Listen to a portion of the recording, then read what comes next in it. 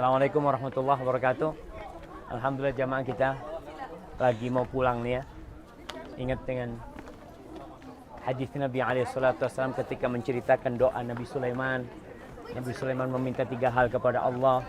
Hukman yusadifu hukm Allah tabaraka wa ta'ala, hukum yang sesuai dengan hukum Allah ya. Kemudian kerajaan yang tidak pantas untuk siapapun setelah Nabi Sulaiman alaihissalam. Kemudian yang ketiga, bahwasanya Nabi Sulaiman berdoa memohon kepada Allah agar orang yang datang ke Masjidil Aqsa ini, kemudian dia pulang, dia datang untuk sholat di situ, kharaja kayaumi waladathu ummuh, dia akan keluar seperti bayi yang dilahirkan oleh ibunya. Jadi mudah-mudahan doa itu dikabulkan kata Nabi SAW, dan harapan kita orang-orang yang sholat di Masjid Al-Aqsa semua keluar dari Masjid Al-Aqsa seperti bayi yang baru dilahirkan.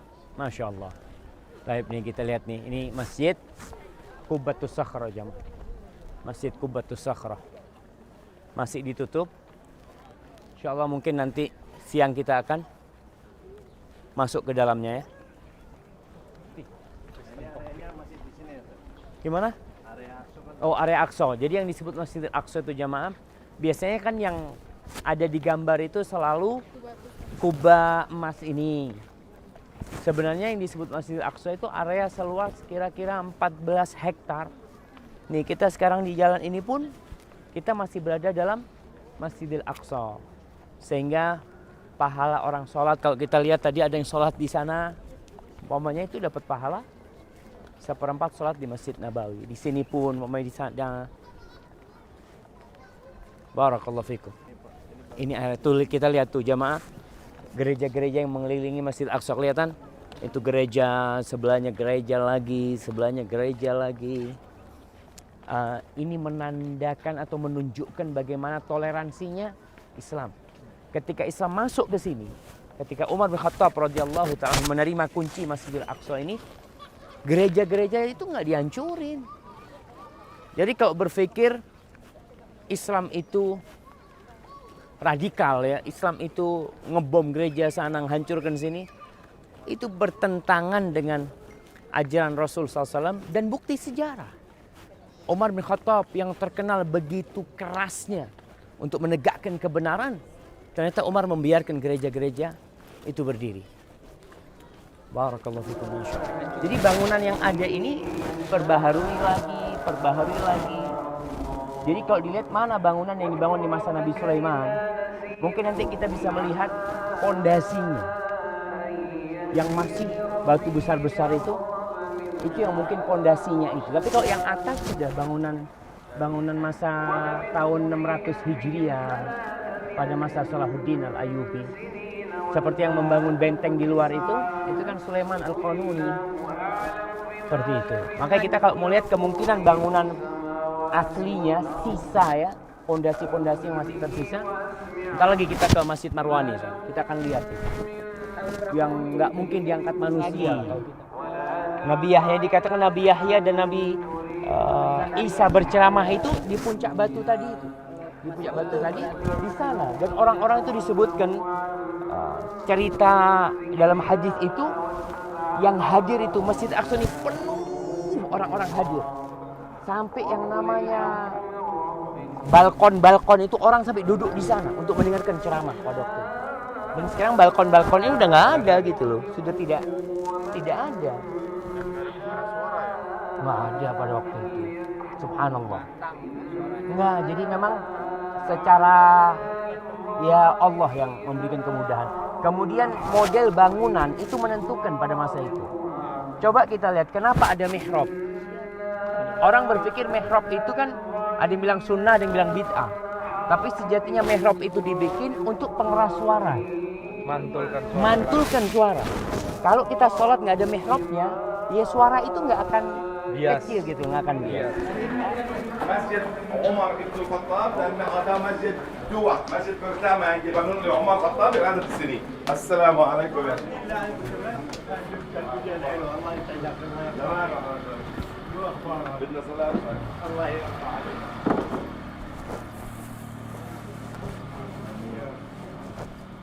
Bismillahirrahmanirrahim.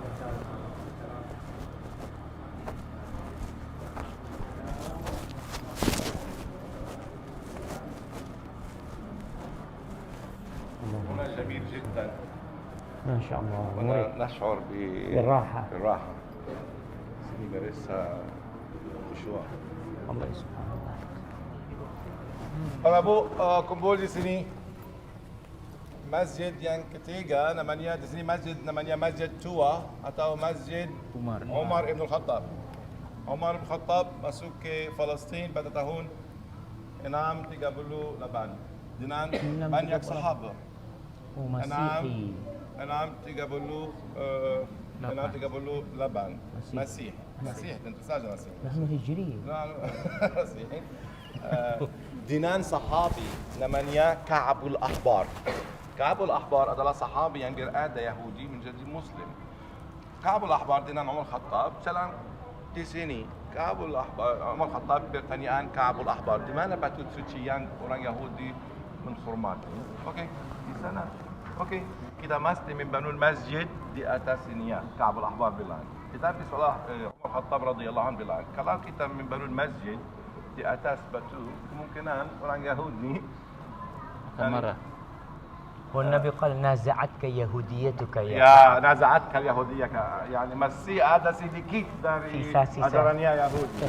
Sehingga Umar Khattab menolak dan Umar Khattab membangun masjid di ban batu suci. Di ban batu, bukan batu suci, di ban batu. Kenapa? Karena waktu kita melakukan sujud batu di belakang, bukan di ban. Karena kemungkinan orang Nasrani dan orang Yahudi percaya, orang Muslim percaya batu. Karena itu Umar Khattab membangun masjid di sini dan Umar Khattab pergi ke Al-Madinah dan Makkah Al-Mukarramah. Dihancurkan, ada masjid baru waktu ke orang Mamluk, orang Bani Umayyah. Namanya Masjid Tua. Kita percaya karena ada banyak orang yang merasa khusyuk di sini. Sehingga kita percaya di sini Rasulullah berdoa imam untuk semua para nabi. Karena di sini tempat yang tertua di masjid dan ada batu pilar yang kita percaya dari Masjid Sulaiman alaihi salam. Yaitu batu pilarnya segitu. Mungkin lah itu kemungkinan pilarnya. dari waktu Zaman Sulaiman. Sulaiman. Bukan keluarga Bani Umayyah, bukan Romawi, arsitektur bukan Romawi, bukan dari Bani Umayyah, bukan Muslim, bukan arsitektur Muslim. Kita percaya kemungkinan dari Masjid Sulaiman. Menurut orang Yahudi, Sulaiman membangun haikal. Menurut kita, Sulaiman membangun masjid. Masjid Al-Aqsa. يبنون له di dalam Al-Quran Al-Karim يبنون له تماثيل ومحاريب artinya mihrab tempat salat kemungkinan salat sendiri duduk kita tahu salat Nabi Sulaiman berada seperti apa. Nah. Maksud saya di sini masjid namanya Masjid Tua atau Masjid Umar Khattab di dalamnya ada 3 tempat penting. Pilar dari Masjid Sulaiman alaihi salam. Di sana ada mihrab namanya Mihrab Zakaria dan di dalam kamar di sana ada sumur minyak zaitun. Dan menurut al-hadis, saya ulang, menurut hadis Maimunah, maulat Rasulullah, ya Rasulullah aftina an Baitul Maqdis, berbicara tentang Baitul Maqdis, Ardul Mahsyar wal Mansyar, mesti pergi ke Aqsa. Kalau tidak boleh, karena saya dari Indonesia, saya dari Malaysia, tidak ada visa, tidak ada hubungan diplomatik dengan Israel, itu fasallu fi. Mereka Anda mesti pergi ke salat ke Aqsa karena satu salat seperti 5,000 salat. Apa? Bir, sumur.